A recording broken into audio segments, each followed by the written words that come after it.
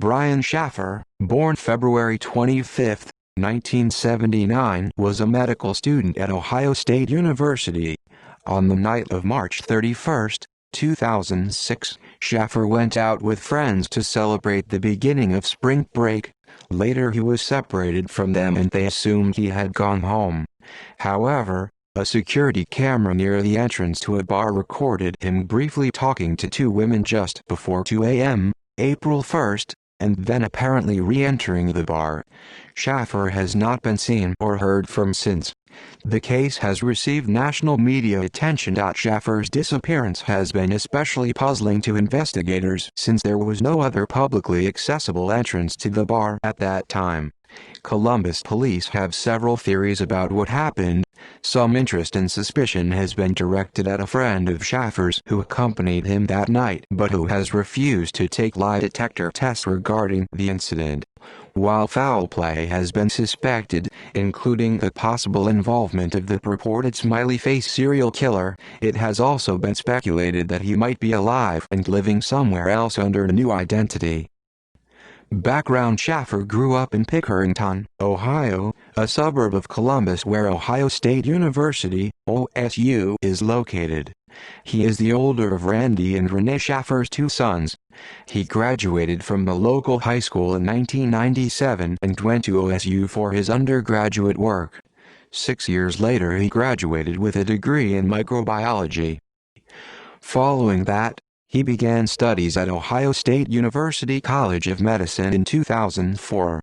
During his second year there, in March 2006, his mother Renee died of myelodysplasia. His friends say that although he appeared to be handling it well, her death was hard for him. Renee was not the only woman important in Brian's life. He had become romantically involved with a fellow second-year medical student, Alexis Wagner. She, along with their families and friends, believed that Brian would probably be proposing marriage to her later that year, most likely on a trip to Miami the couple had planned for spring break at the beginning of April. Tropical locations such as Miami were attractive to Brian.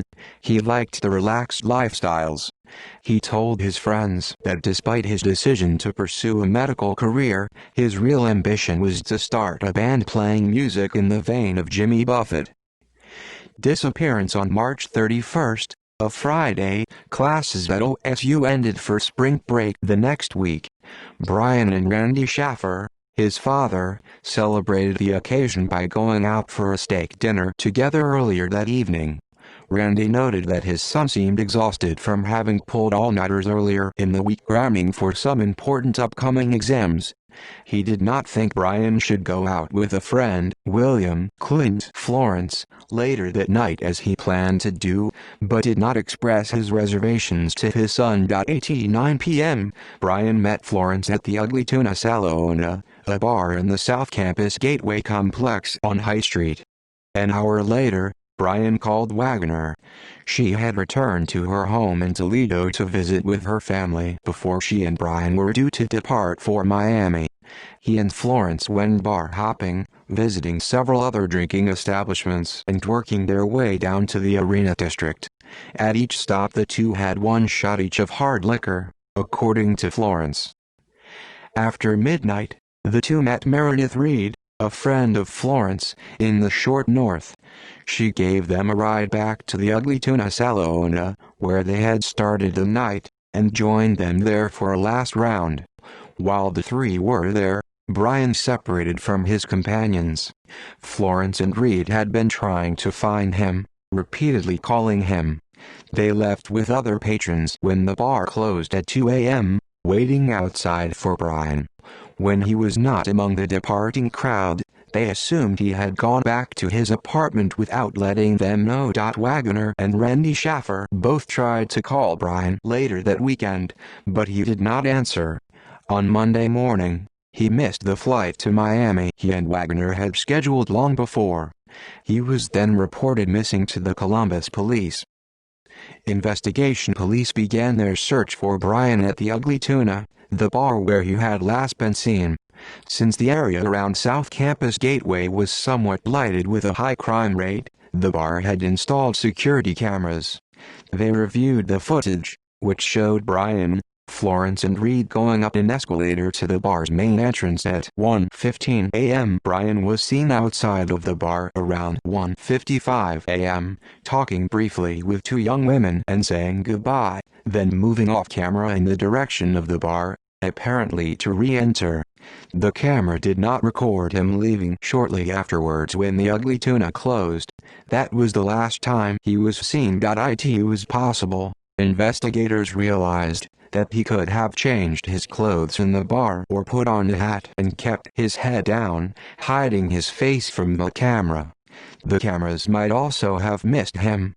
One panned across the area constantly, and the other was operated manually. He might have also left the building by another route. However, the building's only other exit, a service door not generally used by the public, opened at the time onto a construction site that officers believed would have been difficult to walk through while sober, much less intoxicated, as Brian likely was at the time. Since Columbus has the most security cameras of any city in Ohio, more than Cleveland, Cincinnati, and Toledo combined, officers next looked to the footage from other bars to see if cameras there could explain how Brian had left the Ugly Tuna. However, footage from cameras at 3 other nearby bars showed no trace of Brian. The search began to fan out from the Ugly Tuna, with officers, sometimes accompanied by police dogs, looking closely in the street, inspecting dumpsters and other waste containers and asking residents if they had seen him.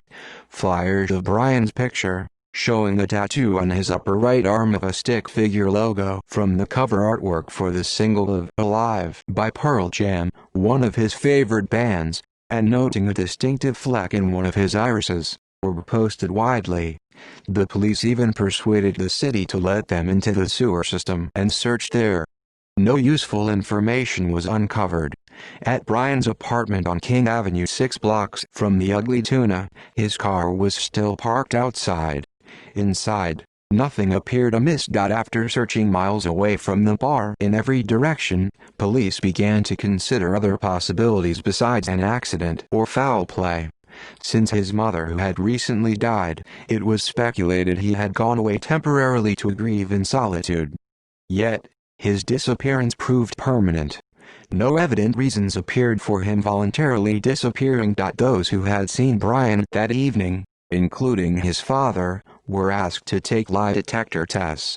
Reed and Randy Shaffer passed theirs, as did reportedly all the others, while Florence refused. The 2 women Brian had last been seen talking to were later identified.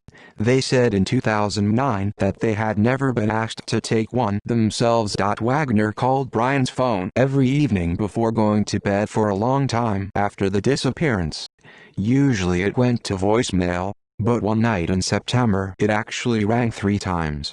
I kept calling it to hear it purely because it was one of the best sounds I have ever heard, even if no one picked up, she wrote on her MySpace page. Singular, Brian's wireless provider, said what Wagner heard may have been due to a computer glitch. A ping from the phone was detected at a cell tower in Hilliard, 14 miles. 23 kilometers northwest of Columbus. The police received many tips, none of which resulted in any breakthroughs in the case. At a Pearl Jam concert later that year in Cincinnati, lead singer Eddie Vedder took time between songs to ask for tips in Brian's disappearance, but none of those were useful either. Possible sightings in Michigan, Texas, and even Sweden were investigated. Randy Shaffer, who had recently suffered the death of his wife, continued the search for his son on his own. A psychic he consulted told him Brian's body was in water near a bridge pier. He and Derek, Brian's brother, along with some other citizens who had become interested in the case, bought waders and spent much of their free time along the shores of the Olentangy River, which flows through Columbus adjacent to the OSU campus, searching in vain for the body near bridges. This possibility also led police to briefly consider the heavily disputed smiley face murder theory. Brian Shaffer, under this theory, would be the killer's only victim whose body had not yet been found. Columbus police eventually rejected any connection to the alleged killer in Brian's case. following the lead of most law enforcement agencies, including the Federal Bureau of Investigation, that have looked into it. Death of Randy Shaffer. In September 2008, during a heavy windstorm in central Ohio, Randy Shaffer was out in the yard of his Baltimore home clearing debris. A branch blew off from a nearby tree and fatally struck him. Neighbors found his body the next morning and called police. After his obituary ran online, a condolence book was posted. One of the signatures in it said, "To Dad, love Brian, U.S. Virgin Islands." This suggested Brian might have left Columbus for a new life elsewhere. However, upon further investigation, the note was found to have been posted from a computer accessible to the public in Franklin County. It was determined to be a hoax. Subsequent developments. Shortly after Randy Shaffer's death, Neil Rosenberg, attorney for Clint Florence, wrote to Don Corbett, a private investigator who has volunteered his time to help the Shaffer family find Brian, regarding his client's ongoing refusal to take a lie detector test. Rosenberg intimated that he had learned that the Columbus police investigating the case believed Brian was alive. In April 2009, The Lantern, Ohio State student newspaper, disclosed the exchange. "If Brian is alive, which is what I'm led to believe after speaking with the detective involved, then it is Brian, and not Clint Florence, who is causing his family pain and hardship," Rosenberg wrote. "Brian should come forward and end this. Florence," he said, "did not have anything to hide. He had merely told everything he knew from the beginning and did not see the value of doing so again." Rosenberg's assertions notwithstanding, many of those who were close to Brian have criticized Florence for not being forthcoming enough. As soon as the detective started getting involved, that's when he pretty much had no contact with anybody, recalled Derek Shaffer, Brian's brother and last surviving immediate family member. "I've always thought he definitely knows something, just won't come forward with it.